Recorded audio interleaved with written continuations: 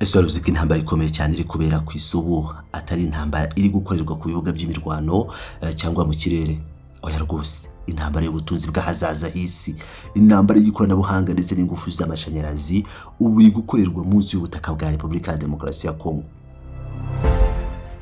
Leta Zunze Ubumwe za Amerika zafashe icyemezo ndakuka cyo kwinjira mu kibuga cya Kongo, zigatangiza urugamba rwo guhangana imbonankubone n'Ubushinwa mu kwigarura amabuye y'agaciro. Uyu munsi sosiyete ikomeye y'Abanyamerika yitwa Virtus Minerals ikoze amateka atarigeze abaho. Bakoze iki? Barashaka kwigarurira ikihe kirombe? Ese ubundi kubera iki abayobozi bakomeye ba leta ya Kongo birukanwe mu kazi kubera iyi dosiye? Ibi byose tukaba tugiye kubigarukaho mu buryo burambuye mu makuru yacu y'aka kanya. Gumana natwe nshuti bakunzi bacu, mwongeye kwirwa neza, mwaramutse bitewe aho muherereye hose ku migabane itandukanye y'isi.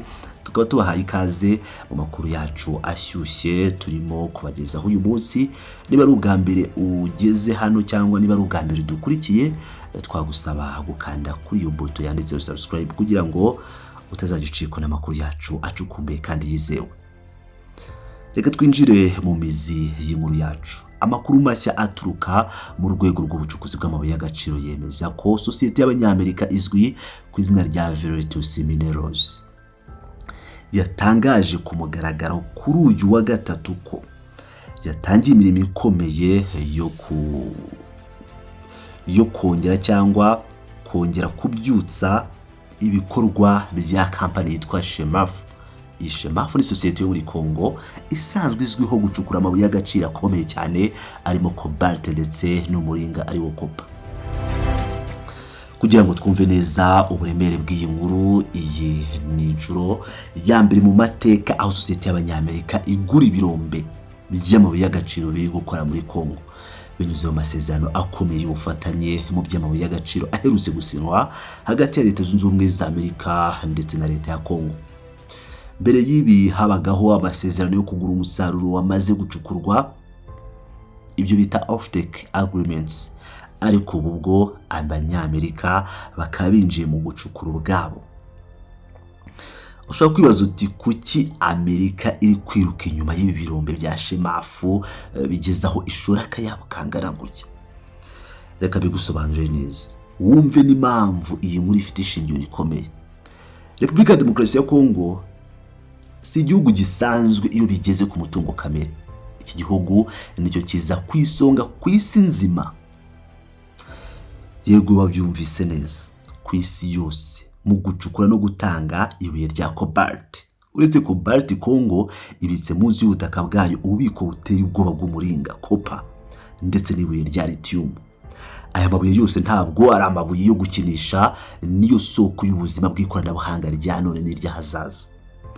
Niyakoreshwa mu gukora batiri z'imodoka zikoresha amashanyarazi, izizwi nka EVs cyangwa electric vehicles, ndetse n'ibindi bikoresho byinshi bifasha mu nzira isi irimo yo kuva mu gukoresha ingufu zangiza ikirere ikajya mu ngufu zisubira cyangwa ingufu zisukuye, energy transition. Urumva rero ko ufite aya mabuye aba afite urufunguzo rw'ahazaza h'inganda ku isi nzima. Kongo niyo ibitse urwo rufunguzo kandi Amerika ntabwo yifuza ko urwo rufunguzo ruguma mu maboko y'abandi. Ibi bituzana ku ngingo ya kabiri ikomeye muri iyi nkuru: ihangana rya Amerika n'Ubushinwa. Mu myaka myinshi ishize, Ubushinwa bwigaruriye isoko ry'amabuye y'agaciro muri Afurika, by'umwihariko muri Kongo. Abashinwa bafite ibirombe hafi ya byose bikomeye bicukura cobalt. Ibi byateye ubwoba buteye ubwoba Leta Zunze Ubumwe za Amerika. Kuri ubu rero Leta ya Amerika iri gukora ibishoboka byose ikoresheje imbaraga zayo zose kugira ngo yubake ububiko bwayo bw'amabuye y'agaciro y'ingenzi, critical minerals stockpile. Imwe mu ntego zabo nkuru nk'uko amakuru abigaragaza ni uguca intege no kugabanya igitugu n'imbaraga Ubushinwa bufite ku miyoboro n'isoko ry'ibikoresho by'ibanze ku isi. Jacob Harburg, umunyamabanga wa leta wungirije muri Amerika ushinzwe ubukungu, yemeje aya makuru mu buryo bweruye. Yatangaje ko ubuyobozi bwa Kinshasa bwamaze kwemeza igurishwa rya sosiyete Shemaf itegurirwa abanyamerika, ari sosiyete ya Shemaf. Ni ukuvuga ngo bari gutegurira abanyamerika sosiyete ya Virtus Minerals. Ibi byose bikaba bikozwe hagendewe kuri aya masezerano y'ibihugu byombi twavuze haruguru. Uku ni ugutsinda gukomeye cyane kuri politiki y'ubukungu ya Amerika muri Afurika. Ariko se ibi bintu byagenze neza gusa nta nkomyi?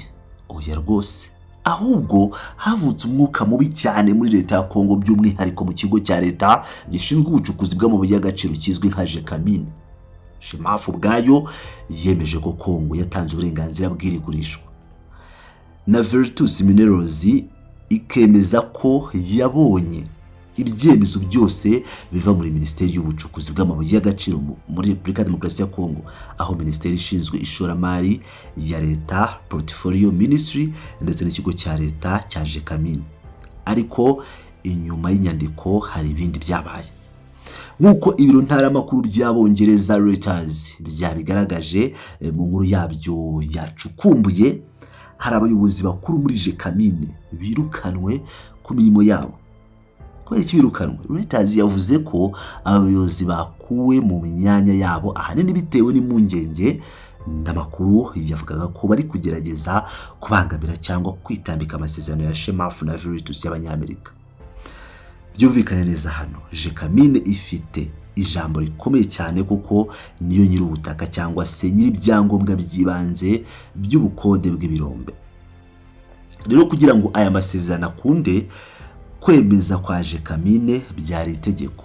Kugira ngo ibi bigerweho, bamwe bagombaga kuhaburira akazi.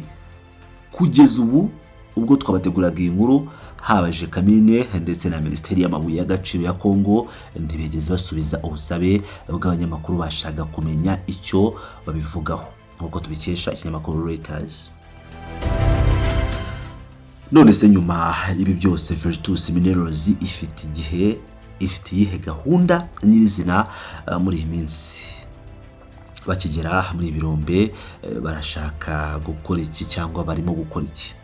Kampani ya Virtus Minerals yatangaje ko igikorwa cyabo cya mbere kandi cyihutirwa ari ugukora igenzura ryimbitse ry'ibikoresho n'umutungo wose uhari, mu ndimi z'amahanga inventory verification.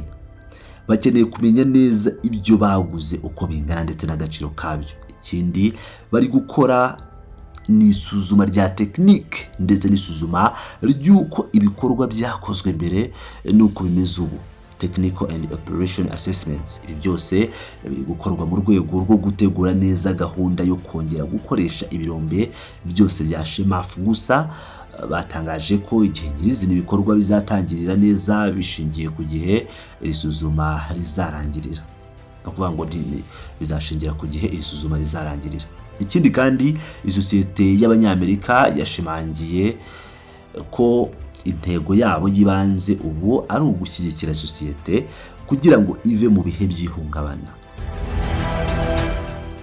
ndetse no gutangira ibikorwa mu buryo bwizewe kandi bwubahiriza amategeko. Ariko ntabwo bagarukiraho, bafite intumbero nini.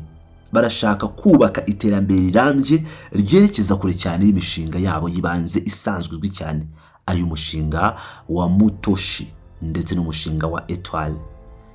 Ibi bazabigeraho bakoresheje andi permits cyangwa izindi mushya cyangwa ibyangombwa by'ubucukuzi bwinshi bya Shemaf ikomeje kubika. Niba uri umukozi cyangwa umuturage ukurikira iby'ubucukuzi, ushobora kuba wibaza uti ese ko sosiyete iguzwe, abakozi bo bizabagendekera bite? Bazirukanwa cyangwa bazagumana akazi kabo?